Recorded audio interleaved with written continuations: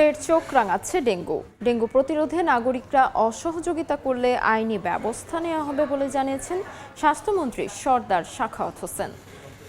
সকালে ডেঙ্গু প্রতিরোধে ৩ মাসের বিশেষ অভিযানের উদ্বোধনকালে তিনি একথা জানান।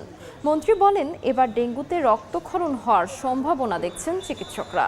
এরই মধ্যে দক্ষিণ সিটি কর্পোরেশনের ২৮টি ওয়ার্ডে ডেঙ্গুর লার্ভা মেলায় ওইসব এলাকাকে বেশি ঝুঁকিপূর্ণ ঘোষণা করা হয়েছে।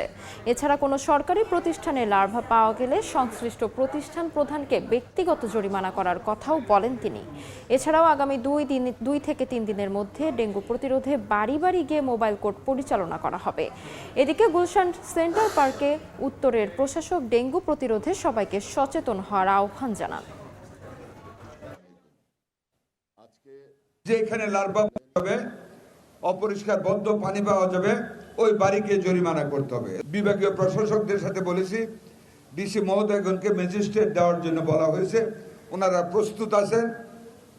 আগামী ২-৩ দিনের ভিতর মোবাইল টিম কাজ করবে ইনশাআল্লাহ। জনগণের দায়িত্ব 50%, সিটি কর্পোরেশনের দায়িত্ব 50%।